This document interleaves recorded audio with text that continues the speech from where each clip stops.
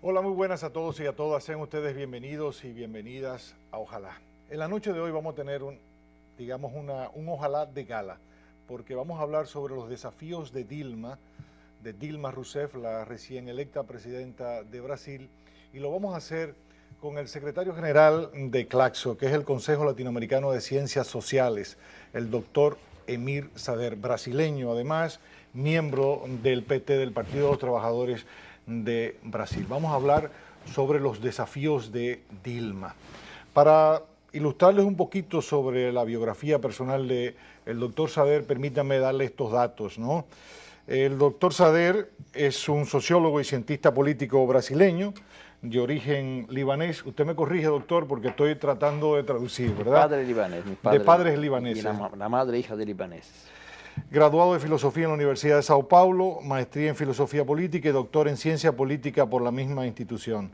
De esa misma universidad trabajó como profesor inicialmente de Filosofía y posteriormente de Ciencia Política. Trabajó también como investigador del Centro de Estudios Socioeconómicos de la Universidad de Chile y fue profesor de Política de la UNICAMP. Actualmente es profesor de la Universidad de Sao Paulo y dirige el Laboratorio de Políticas Públicas de la Universidad del Estado de Río de Janeiro, donde es profesor de Sociología. Es autor de La venganza de la historia, entre otros libros. Pensador de orientación marxista, Sader colabora con publicaciones nacionales y extranjeras y es miembro del consejo editorial del periódico inglés New Left Review. Presidió la Asociación Latinoamericana de Sociología en el año 1997 a 1999 y ha sido uno de los organizadores del Foro Social Mundial. Y como dijimos, es secretario general de CLACSO. Nos da muchísimo placer tenerles por aquí, doctor Sader. Y quisiéramos hablar y aprovechar de que, bueno, hemos tenido el privilegio a través de Internet de conocer sus artículos a través de Página 12, Rebelión, Jornada, diversos medios de conocer sus opiniones desde hace mucho tiempo, de conocer de usted cómo ve usted los desafíos de Dilma Rousseff. Quisiera presentarle un trabajo reciente, una cita de Leonardo Boff, el teólogo brasileño, que hablaba sobre los carismas. Y dice así, tipos de carismas. Dice, el carisma de Lula es el carisma de la cabeza y el de Dilma es el carisma de las manos. Ella no tiene el tipo de carisma de Lula, que es el carisma de la cabeza, que más que palabras habla cosas, que dice la verdad directa y pronuncia discursos convincentes. Dilma, ella tiene el carisma de las manos, del hacer correcto, bien planeado y rigurosamente realizado. Sin perder su ternura de mujer, se muestra exigente como debe ser. Esto es una cita de este trabajo, un artículo reciente del teólogo brasileño Leonardo Boff. Doctor Sader, ¿cuáles serán los desafíos de Dilma Rousseff? Buenas noches y muchas gracias. Muchas gracias a ustedes por la invitación. Bueno, primero está a la altura del éxito del gobierno de Lula, que tuvo 5 años por lo menos de éxito continuo. Brasil es el país más desigual de América Latina, que es el continente más desigual del mundo. Por lo tanto, Brasil tiene la vergüenza de la corona de ser a lo mejor el país más desigual del mundo. Y Lula cambió eso. La razón fundamental por la cual tiene un prestigio tan grande, más del 80% de apoyo, solo 3% de rechazo, aún con toda la prensa en contra, es porque tiene el voto del pueblo. Y Dilma tiene que estar a la altura de consolidar esas transformaciones sociales y darles un carácter estructural. Porque se cambió la distribución de renta, se cambió algunos aspectos importantes, pero hay pilares todavía de la estructura de poder tradicional de Brasil que siguen vigentes. Y ya hay un límite para cambiar la distribución de renta sin afectar intereses significativos que no han sido afectados hasta ahora. Entonces hay un desafío de tocar en temas como la hegemonía del capital financiero.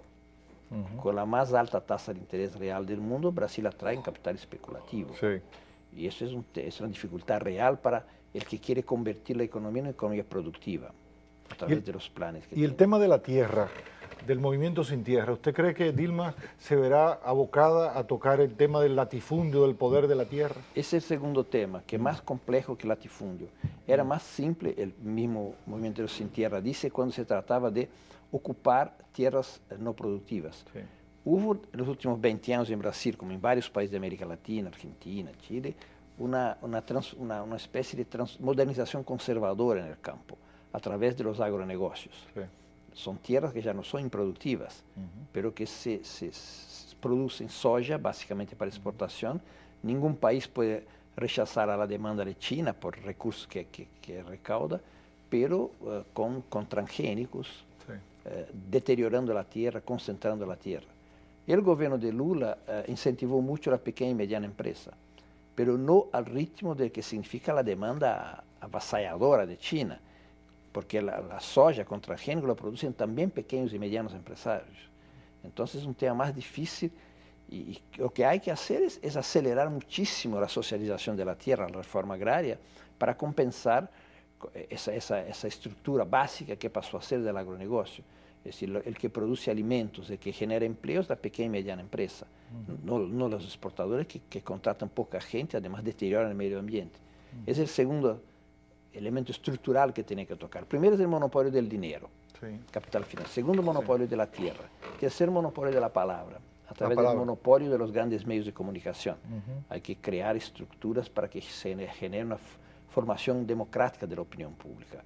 Hoy día no hay ni un columnista de la prensa tradicional de Brasil que esté a favor de Lula, teniendo él 83% de apoyo. Por lo tanto, no es una prensa pluralista en ese sentido. Eso hay que enfrentar. Son tres de los mayores desafíos que tiene ella. ¿Podría entenderse los medios de comunicación como otro partido que juegan el papel de los partidos políticos?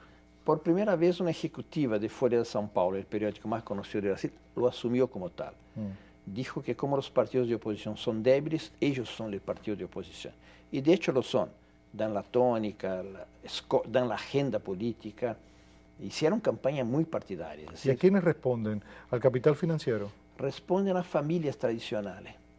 Prácticamente 4 familias son detentoras de los principales medios de comunicación. Entonces, ya no son democráticos en su estructura interna.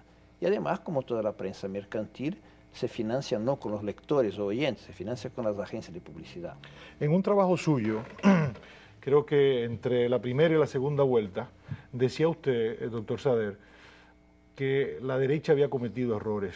En primer lugar, sobreestimar el peso de los medios de comunicación y en segundo lugar, hacer una lectura equivocada de la, digamos, de la aspiración de los brasileños por más Estado. Es decir, que un poco la lectura es que los brasileños también quieren más Estado o menos mercado o mercados más regulados. ¿Usted podría desarrollar un poco este concepto? Verdad, Lula es un enigma, y que el que no lo descifra, él lo come, lo devora, ¿no? Los sectores de ultraizquierda creyeron que había traicionado a la clase trabajadora, se fueron y terminaron, porque el gobierno de Lula mejoró. La idea de traición significa una pérdida irremediable, ¿no? Una categoría moral y no política. Y la derecha creyó que él no tenía capacidad de gobernar el país, ¿no? Y además creyó en sus propios mitos, ¿no? El periódico inglés The Economist tiene su diagnóstico muy extraño. Dice que en Brasil el liberalismo no tiene lugar. Creía que los 2 candidatos eran antiliberales, porque en Brasil el voto es obligatorio y al pueblo le gusta el Estado. Le gusta ahora el Estado, que el Estado está devolviendo derechos, ¿no? Antes no necesariamente. Antes, en Brasil, por lo menos, y otras partes también, el que prometía disminuir los impuestos salía adelante. Ahora ya no, porque la gente se da cuenta que el Estado le devuelve cosas, ¿no? Esa fue una equivocación, ¿no? Y la otra, creer que teniendo los medios de comunicación podían representar al país, ¿no? En verdad, se dice que en 2006, cuando Lula ganó, un periodista de un periódico que perdió la elección habría dicho: el pueblo votó en contra de la opinión pública. Es una opinión pública, como diría Chomsky, fabricada. Creen hablar en nombre del país y a la hora del voto, ellos dan la agenda política, pero a la hora del voto la gente vota porque hace política social, ¿no? Eso pasa en otros países de América Latina también, ¿no? El candidato puede ser más radical o más moderado, hay un bloque de monopolio privado de la prensa con partidos oligárquicos y que creen que hablan en nombre del país y la gente termina votando por el que distribuye renta, que hace política social, ¿no? Entonces, digamos, doctor Sader, todo el tema de la Bolsa Familia, de las políticas sociales, de la integración de la pequeña y mediana empresa, la creación de empleos, ¿usted entiende que eso va a ser profundizado por Dilma Rousseff? o habrá alguna ruptura importante? El compromiso de terminar con la miseria en Brasil en 4 años, ¿no? Hay todavía 25, 30 millones que están en la extrema pobreza, la miseria. Pasaron 20, ¿verdad? Condición Sí, de más o menos. sí, hay sectores intermediarios emergentes muy fuertes, ¿no? Desde el punto de consumo popular, acceso a bienes que no tenía anteriormente, ¿no? Yo creo que la verdad, lo que más distribuye renta, no se ha inventado nada mejor que generación de empleo y aumento del salario por encima de la inflación. Ahora, mucha gente está fuera del mercado formal, entonces... Hay mucha informalidad, ¿no? 56, 55%. Sí, ahora mejoró, ahora está más o menos equilibrado, pero la mitad de la fuerza de trabajo de un país de 190 millones es muchísima gente. Entonces, microcrédito, Bolsa Familia, luz para todos, hay crédito consignado que la gente paga con su sueldo, etc. Permite un crecimiento, la multiplicación de pequeñas y medianas empresas en el Nordeste, cooperativas, etc. Y da un dinamismo económico que nunca había tenido, que la zona más pobre de Brasil, justamente de donde vino Lula, ¿no? ¿La economía solidaria se ha desarrollado entonces en Brasil? Sí, son formas distintas de cooperativas, etc. Esas son formas importantes, complementarias, ¿no? Complementarias, pero en un país que es tan fragmentado, el neoliberalismo fragmentó demasiadamente el mercado de trabajo, ¿no? A través de la idea de la flexibilización laboral, con un nombre simpático.